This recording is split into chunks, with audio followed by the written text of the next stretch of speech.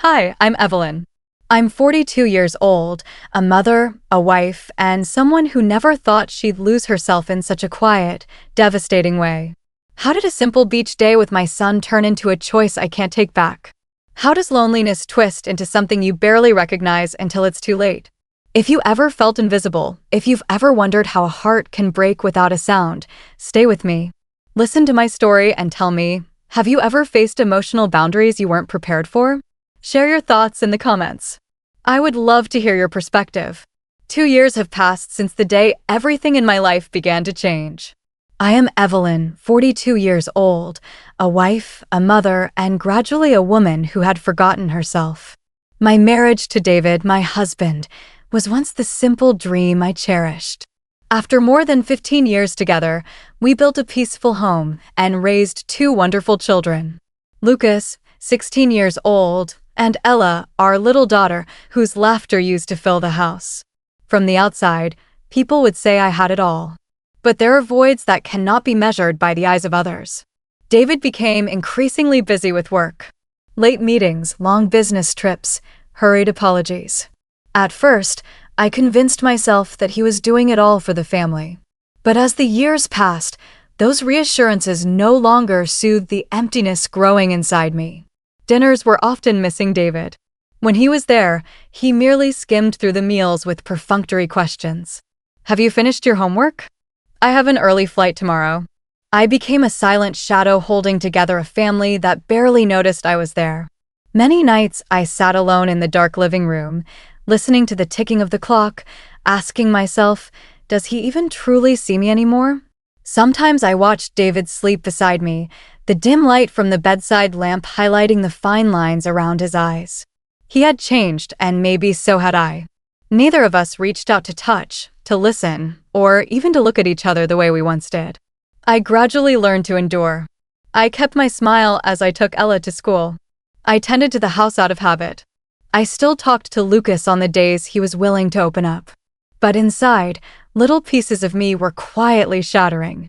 I once believed I was strong enough to live with that neglect. Until one morning when David hurriedly packed his luggage and left behind the familiar words, "I'm sorry, I won't have to leave on a sudden business trip."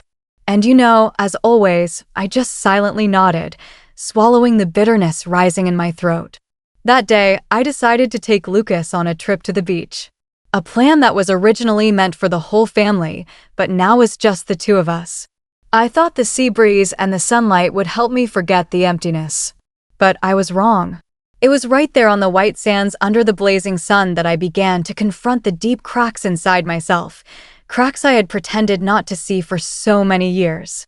That morning, the sky was strangely clear.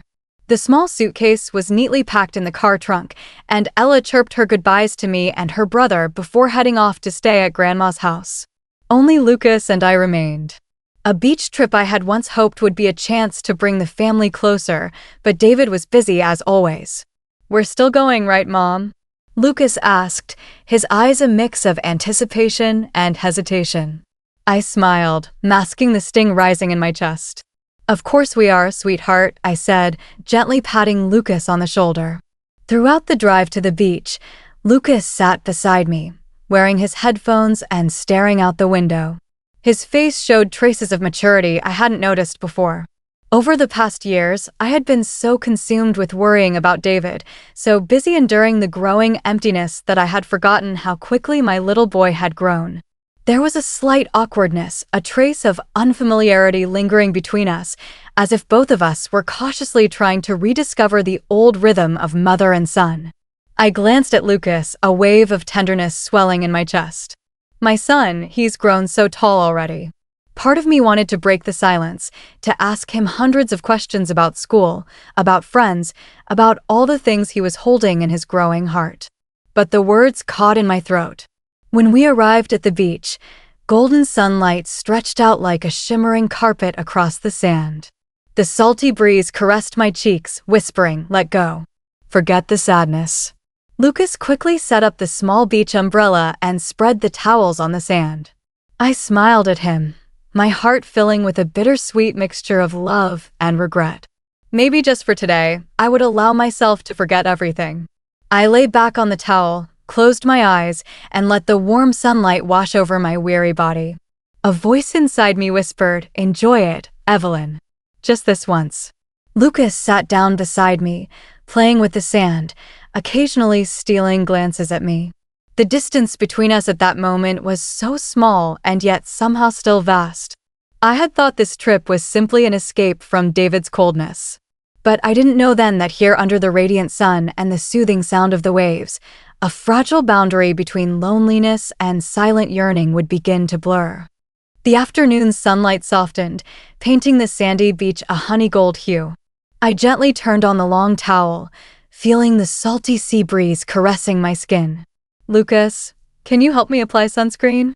I spoke gently without a second thought, simply because my back was starting to burn and in this vast beach there were only the two of us. Lucas, the 16-year-old son with deep brown eyes and naturally tousled hair, hesitated for a moment, then nodded. "Yes, Mom," he replied softly.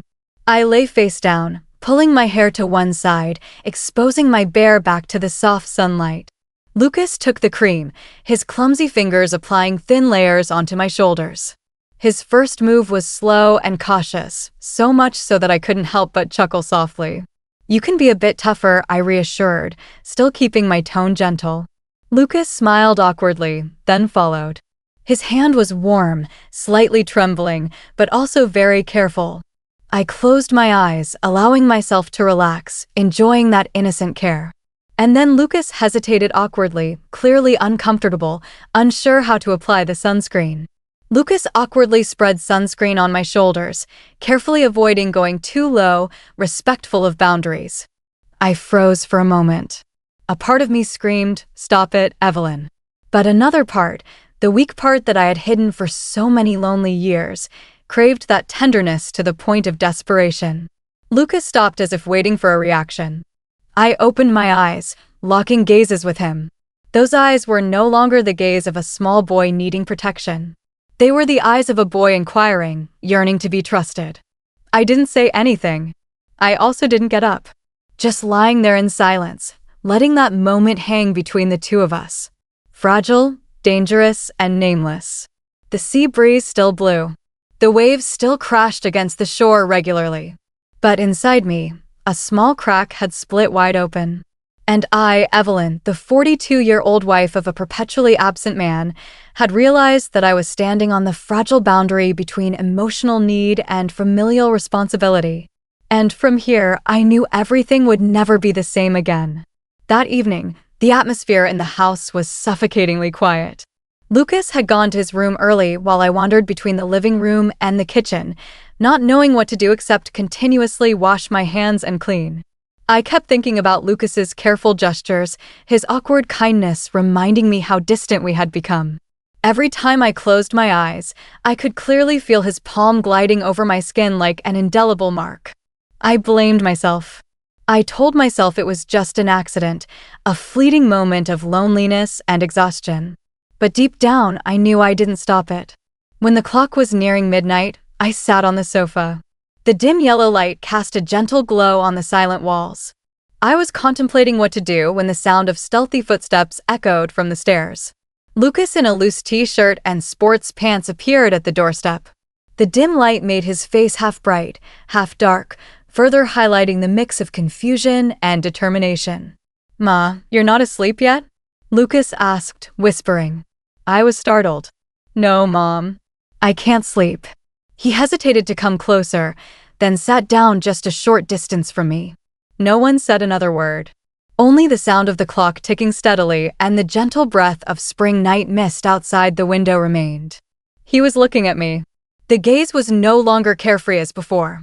That was a searching gaze. Something greater, more complex. I turned my face away, my palm clenched tightly. "You should go to sleep, Lucas. You should go to sleep, Lucas." I tried to keep my voice calm.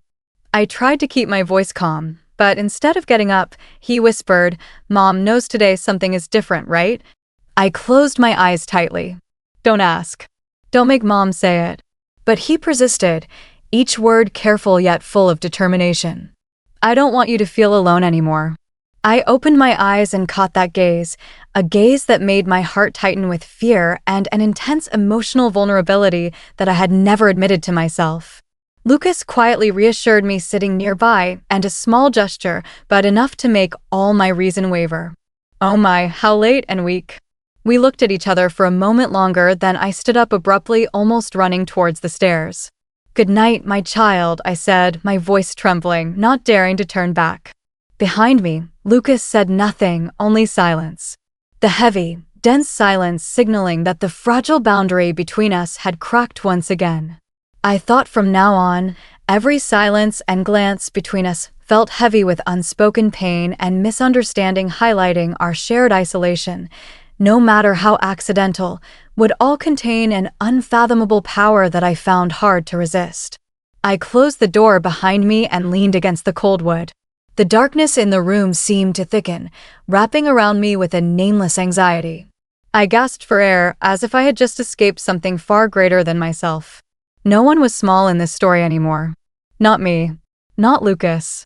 I collapsed onto the bed, my eyes wide open in the dark.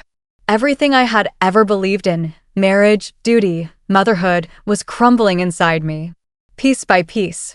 Our interactions had become emotionally difficult and complicated, filled with confusion.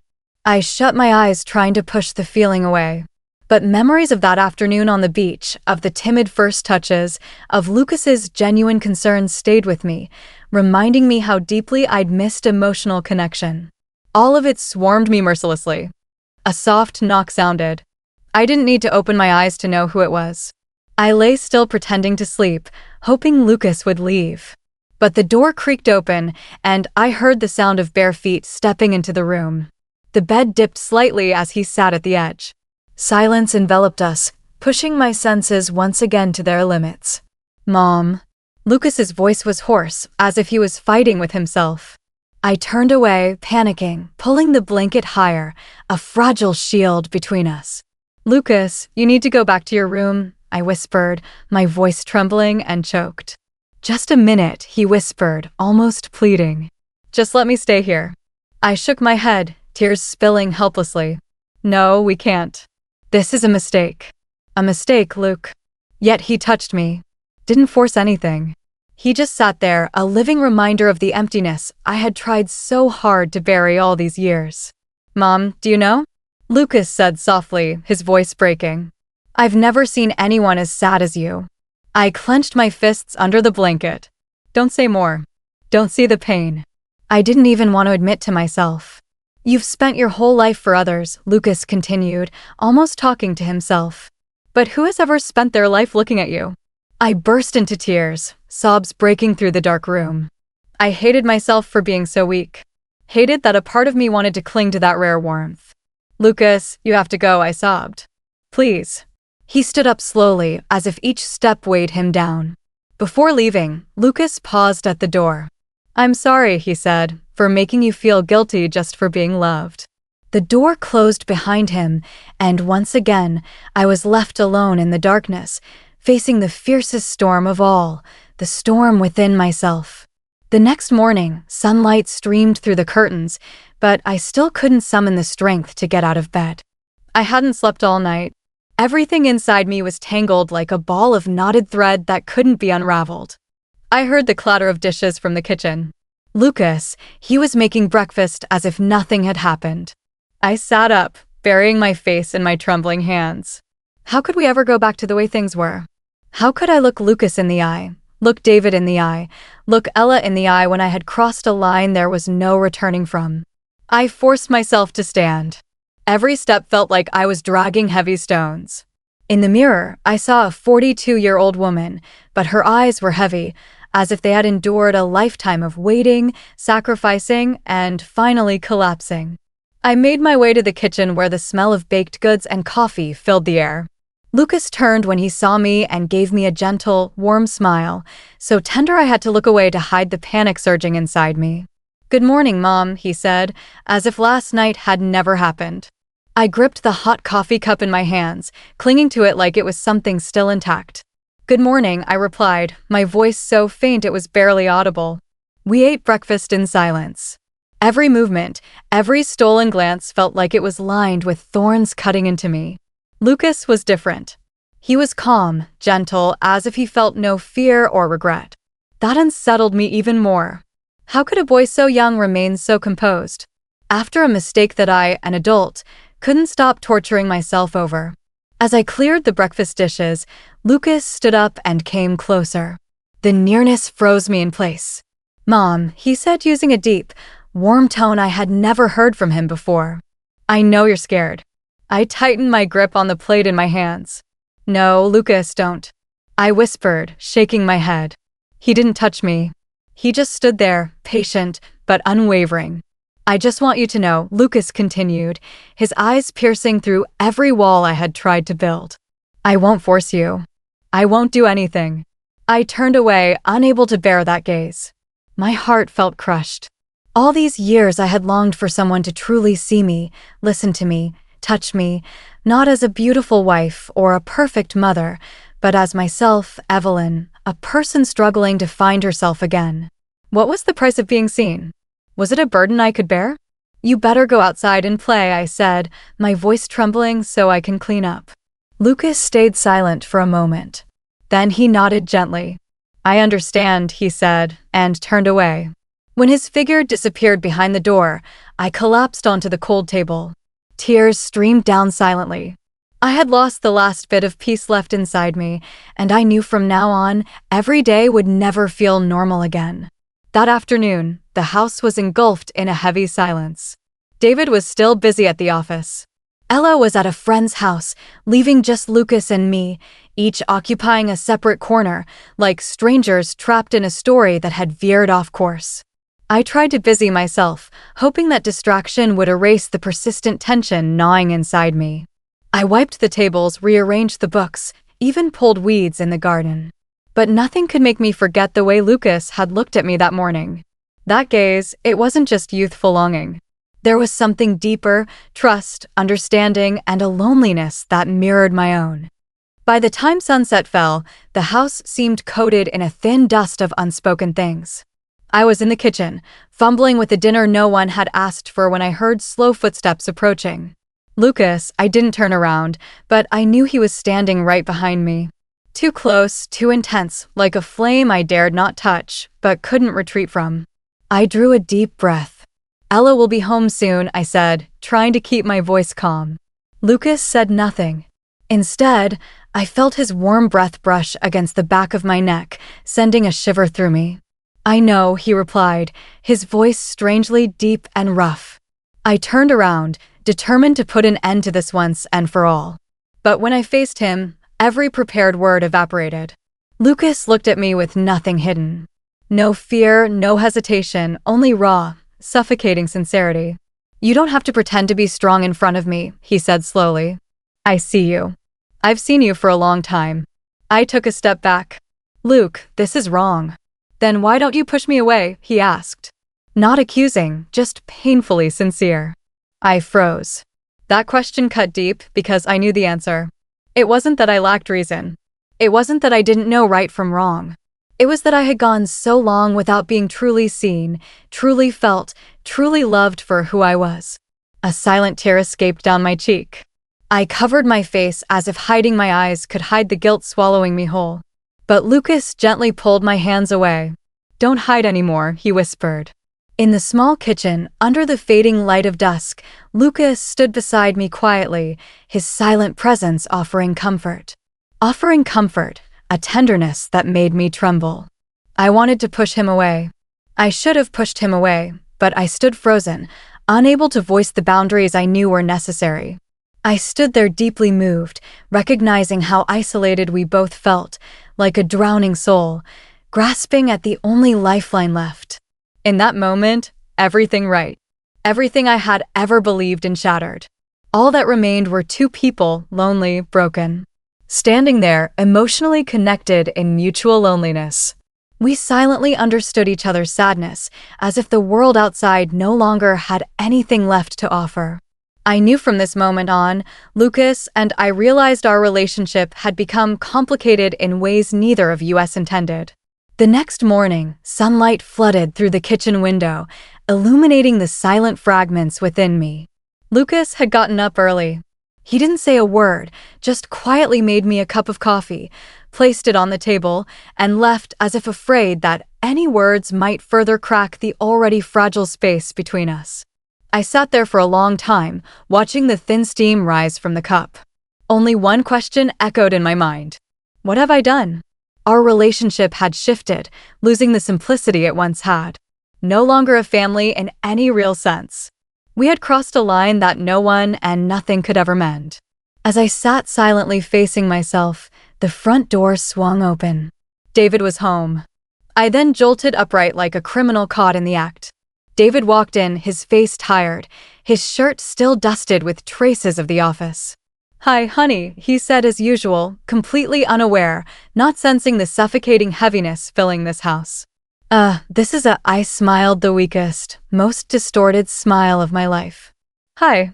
Lucas came down the stairs and our eyes met for just a fleeting moment.